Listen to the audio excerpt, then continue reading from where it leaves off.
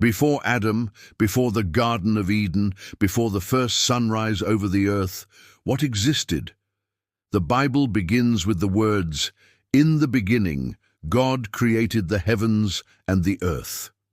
But some ancient scholars believe that this beginning was not the first creation, but a restoration after something much older had already been destroyed. If that is true, then Genesis is not the start of everything.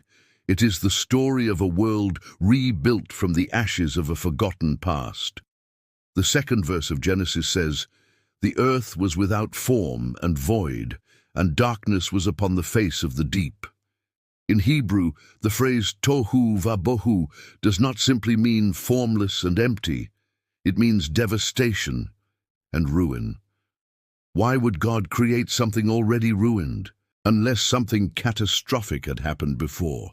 Some theologians call this the gap theory, the belief that between the first and second verses of Genesis, there was an age that ended in chaos, destruction, and divine judgment. Perhaps the earth once flourished with life, ruled by beings unknown to us, and then something unimaginable occurred. The prophet Isaiah writes, "How you have fallen from heaven, O morning star, son of the dawn," referring to Lucifer, the brightest of angels, who defied his creator.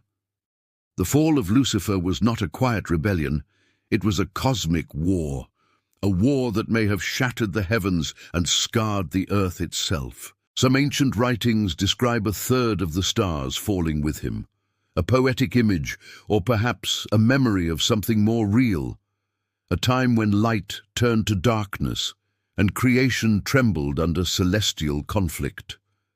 When the dust settled, the heavens were silent and the earth lay in ruins, a world once vibrant, now formless and void.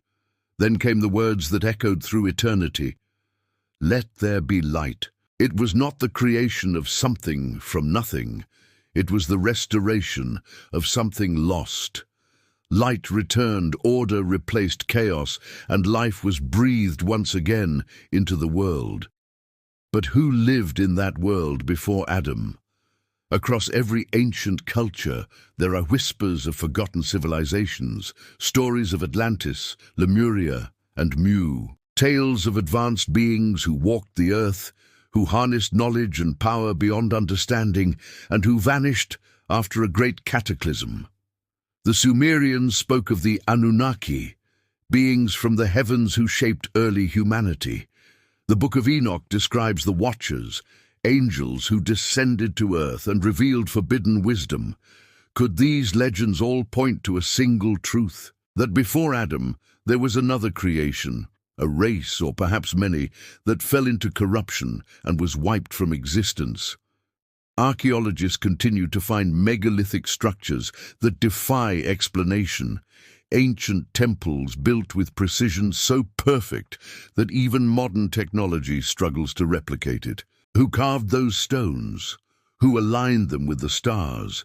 If humanity had not yet begun, then who or what left them behind? Some of these sites hint at knowledge of the cosmos far beyond what humans of any known era could achieve. Certain carvings depict beings with wings, bodies of light, or other worldly features. Were these the rulers of the first world? Or were they messengers, beings that acted as intermediaries between earth and the heavens? The silence of the scriptures on this mystery may not be accidental. Maybe it was never meant to be forgotten, but hidden to protect us from knowledge too vast, too ancient, too dangerous to bear. The book of Ecclesiastes says, "What has been will be again. What has been done will be done again. There is nothing new under the sun." What if creation itself moves in cycles? Worlds born and destroyed, civilizations rising and falling, light following darkness again and again. Perhaps Adam was not the beginning, perhaps he was the beginning again. And if that is true, what does it mean for us? Are we simply the next in an endless line of worlds, destined to rise and fall as those before us did? Maybe the ruins buried beneath our feet are not the remains of primitive tribes, but the graves of gods. Maybe the whispers in ancient texts are not myths, but memories, echoes of the age before the age of man. Some legends hint that the knowledge of the first world was encoded in the stars, in sacred geometry, and in hidden temples, waiting for humanity to rediscover it. Perhaps this knowledge is why certain civilizations rose rapidly, achieving feats of engineering, astronomy, and mysticism far ahead of their time, only to vanish without a trace. Could it be that the first world fell because of pride, corruption, or a celestial war, and now history is poised to repeat itself? The question remains: before Adam, before Eden, before the first light, who walked the earth? Were they angels, giants, forgotten races cast into darkness? Or were they something else entirely, beings so ancient and powerful that their memory became legend, their story turned to dust, and their truth erased from the pages of time? We look to the stars for answers, but perhaps the truth lies buried right here, beneath our own world, hidden in stone, sealed in scripture, and whispered in dreams.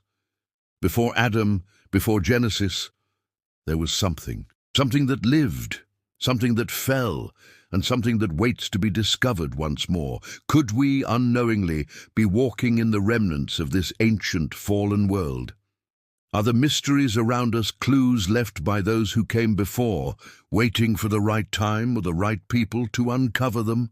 The next time you stand among ancient ruins, gaze at the night sky, or read the oldest texts of mankind, ask yourself, are these simply stories, or fragments of a memory older than humanity itself? The truth may be closer than we think, hidden in plain sight, yet veiled behind the veil of time. If this video made you question everything, do me a favor, like the video and subscribe for more hidden truths. Tell me in the comments, do you think there was a world before Adam? Which theory convinced you the most? I read every comment. And please share this with a friend who loves mysteries, because some truths are too vast to be kept to ourselves.